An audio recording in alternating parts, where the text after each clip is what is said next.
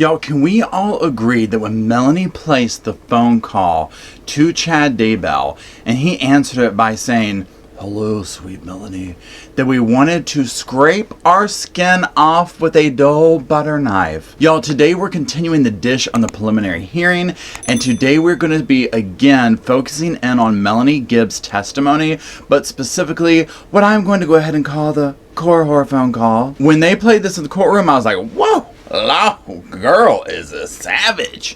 Now, before we even get into my analysis of it, I go two ways in this phone call. You know, one part of me is like, all right, we're finally seeing Melanie asking the hard-hitting questions and, you know, kind of standing up to Lori and Chad and saying what she thinks. Then the other part of me is like, well, hold on a second. She's recording this phone call. She's already done several very questionable things in regards to, number one, covering up for them. Number two, going along with a lot of questionable stuff. So, you know, I just go back and forth with her true intentions of this, but I do think there was a basis of covering her own butt going on here. So, yeah, right off the bat, Melanie thinks she's being all sneaky. She's being all, you know, CI detective kind of thing, like, I'm placing this recorded call on December 8th. You know, within 30 seconds of the phone call, I can assure you that Chad and Lori know she's recording it. Like, she is so obvious. And what makes me say that is that almost immediately, I mean, there's not any kind of like, what's going on, da-da-da-da-da. It's, where are you? You know, and you can tell that it kind of takes them back a little bit. You know, and Chad's even just like, oh, we're just hanging out. You know, and right then you know they don't trust her because he's not saying, we're in Idaho. Where do you think we are? Or whatever. And she doesn't let it go. And she's like, well, where are you in Idaho? Where are you? And that's where I'm like, oh yeah, girl. Cover blown. They know right away. You are working for the police. You're doing something. And I'm sure if we could see what Chad and Lori are doing at that point, they would be like, and then Melanie just gets right to the point. She's like, Lori, I got a question for you. You know, remember how you talked about how, you know, Kay was going to take JJ and yada, yada, yada, and now he's not there. So, you know, where is he? And this is when we can hear Lori freeze. And then she's like, well, we had to move him because of Kay's actions. Now, again, we see her constantly blame Kay for everything. And in this, Melanie even tries to help Lori out with this. She's like, well, what'd she do? Does she like threaten y'all, threaten him? Does she threaten to kidnap him? Like, she's giving Lori some answers. And Lori's like, yeah, you know, and she even sounds unsure of herself. Melanie doesn't let it go at that point. She's like, well, listen, so when I talked to Chad about this a couple of days ago, he basically said, you know, for my own security, you know, he couldn't let me know where JJ is. And I just want to know, like, why would I be in danger to know where JJ is? Now, again, Lori goes through her same old song and dance where she's just like, well, look. You know, it wouldn't necessarily be like danger. It would be, you know, just putting you in a bad position. And, you know, we don't want to do that. You know, we're just trying to protect everyone. You know, we're trying to do the good thing here for you. And so, again, Melanie keeps pushing it. She's like, well, why did you tell the police that he was with me? And again, Lori keeps going with the Kay thing. Like, well, we had to tell him, you know, because we can't trust anyone, basically. And so we didn't want Kay to know.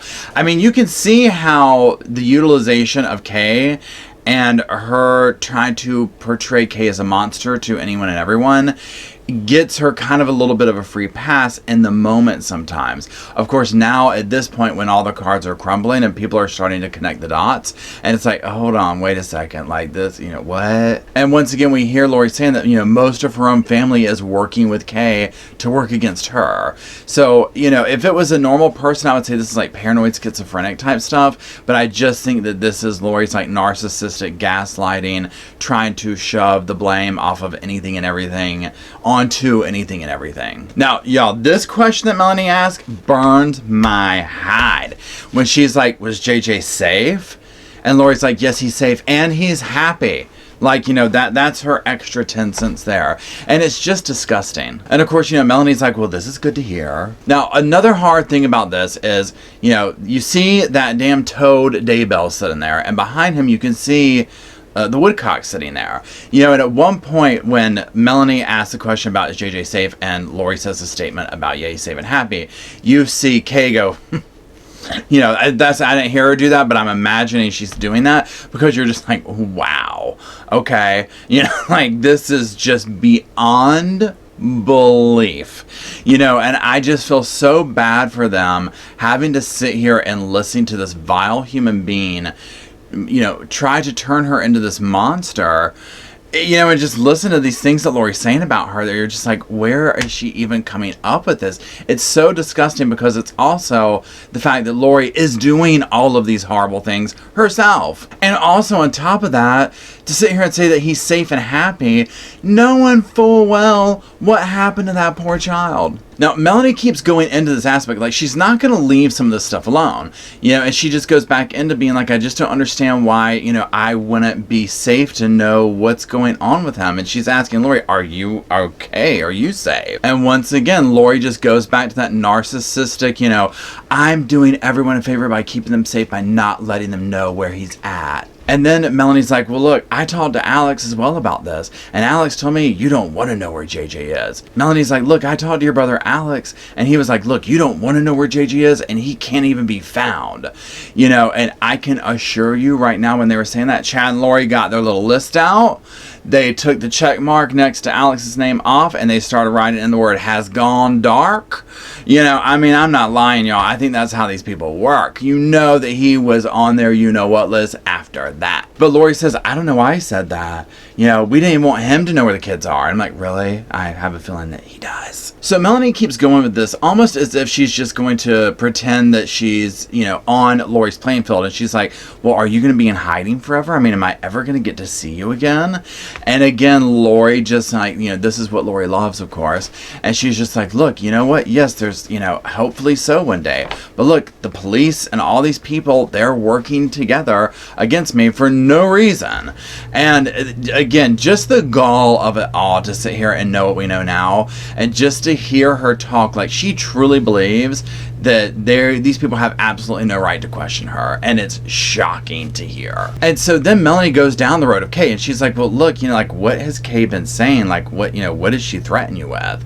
And Lori, for someone who lies like Lori does, Lori kind of just freezes up, and then she's just like, well, it's all in the emails. But she doesn't say anything. And so that tells me a couple of things. Number one, she's not going to say it over the phone, because I do 100% believe, like, right off the rip, they were like, we're being recorded, kind of a thing. Like, they knew something was up, but then also, we all know this, she's lying. And she tries to make Melanie feel even better by being like, look, I know exactly where JJ is, and he is fine.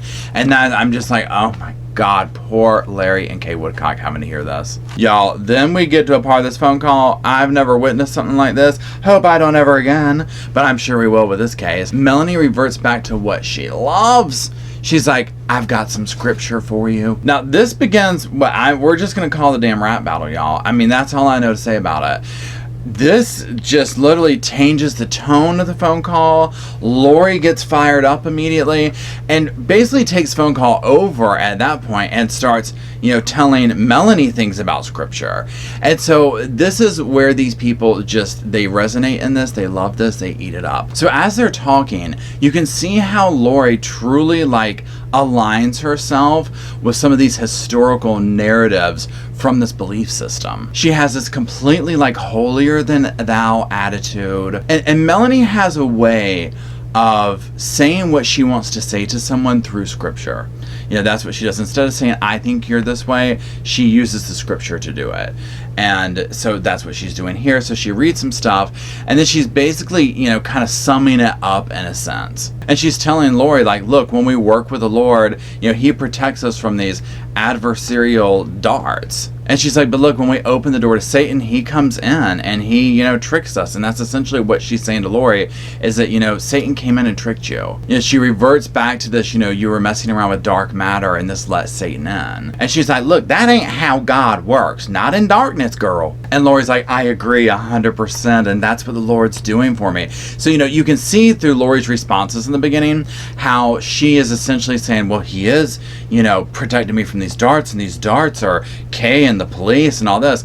I mean, she thinks 100%, in my opinion, that she is some kind of like leader, like that they are on this thing and they are doing it, and that all these other people are these evil beings. She is also 100% 100% a martyr and loves every second of it. And then Lori's like, look, I can promise you I have done nothing wrong in this case. And I do think it's interesting that she said the word case.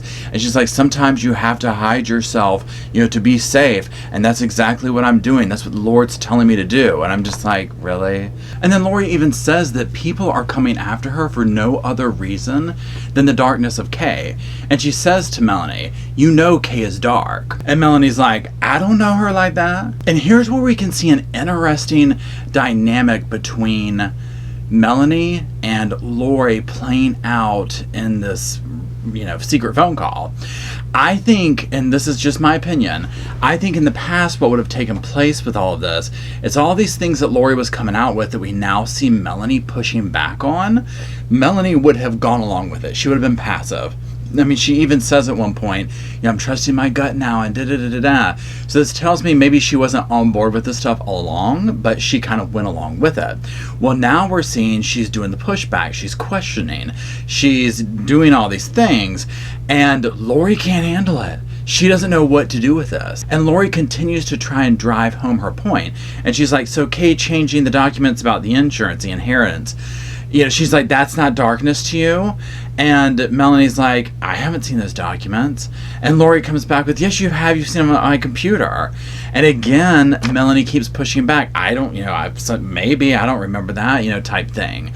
And again, Lori doesn't know what to do with this. I think that Lori is very used to getting whatever she wants out of Melanie. And at this point, it's kind of like, well, what do I do with this? Now, mind you, the clincher here is that we already know Lori was the one going around trying to change passwords and beneficiaries and doing the shady stuff that she's accusing Kay of. So this banter keeps going back and forth. And finally, Lori's like, look, girl, I'm done. She's like, look, I don't know why you are being controversial with me. I don't know if this phone call is being recorded, for the police or whatever. And right there, again, I said in the beginning, I feel like Lori and Chad knew right off the bat that something was up. But it's almost like you're seeing Lori in a narcissistic meltdown here, where she doesn't know what else to do. She's not getting the reaction out of Melanie, so she's beginning the extreme manipulation tactics. And so Lori tries let me shower her with my love, which I would say is fake love. She's like, I don't know what's going on, but, I've always loved you and I always will. And then Melanie says the obvious. Look, if you really cared about me, you wouldn't have told the police that JJ was with me. Friends don't do that. But I would also argue that people also don't then go and cover up for the whole situation too. Now again, Lori just keeps going back to this. She's like, I was doing what the Lord instructed me to do. And I honestly don't know if she really believes that at this point, because I certainly don't. And she's like, Melanie, I would never harm you, and you can check with the Lord on that. And honestly, I'm like, oh, please, this is exhausting. One thing I find interesting is that Melanie's like, look, my conscience is clear. And she even says, I feel pretty certain as to what is going on here. And then she gets flat out says, look, I think, Satan's gotten the best of you, Lori. I think he's deceived you. I think he's tricked you. She continues by saying, I don't think what you're doing is right. And then she calls a spade a spade. And she starts, bringing to light, look at Tammy, look at Charles, look at JJ. Something's not right here. Then we see another layer to Lori's, meltdown. She's like, Mel, you know me. And then she tries, just your stereotypical one-on-one gaslighting, where she's now accusing Melanie of being dark, of having dark influences. And even Chad butts in during this time, and he's like, look, even my sister-in-law, has been coming up with these theories, and I hope you're not being influenced by them. And of course, Melanie's like, I don't know these people. And he's like, well, I know, but basically, none of this stuff is true. I mean, these conspiracy theories, they make me sick, and I mean, that's just no way there's a master plan to this, and yada, yada, yada. And again, I just find it so interesting how they so easily lie when confronted with just basic questions about obvious stuff. Now, Lori seems to have had enough at one point. She takes back over, and she calls a spade to Melanie, and she's like, look, I think that David is the one that's influencing you, and he is basically bringing darkness to you. And remember, this is David Warwick. This is Melanie's boyfriend. And then I found this interesting. I mentioned it a little bit before, but this is when Melanie's like, you know what? My gut has always said that something was off with this. And basically, she's listening to her gut now.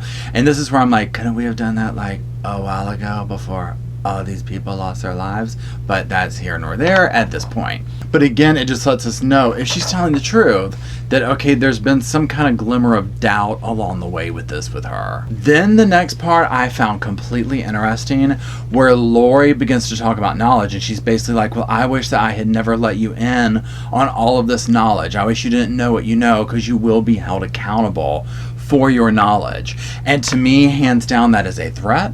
That is Lori completely passive aggressively. I know I'm on the phone being recorded, but I'm still going to try and low-key threaten you. And now for the big mama jama whammy jammy.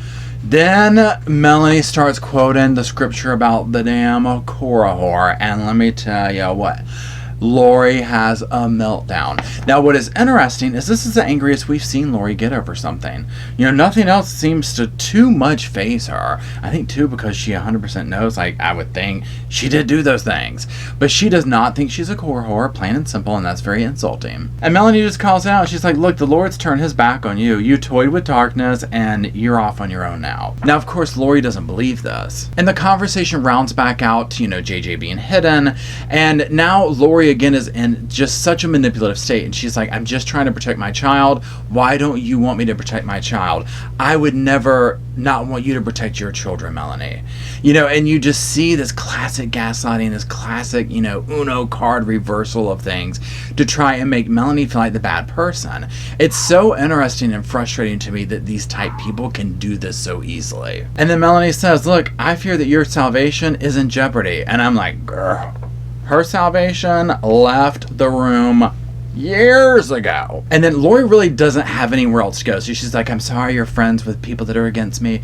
Melanie, you know, I never would have thought that you would have turned against me. And again, it's just this victim stance. Every narcissist I've ever encountered has to be the victim of every situation. They have to be the martyr.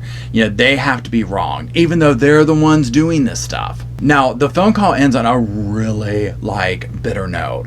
If it couldn't get any more bitter. You know, so then Melanie's basically bringing to light the fact that, you know, she's basically trying to say, look, Lori, you're a little, you know, loose. You know what I'm saying? Like with the men folk.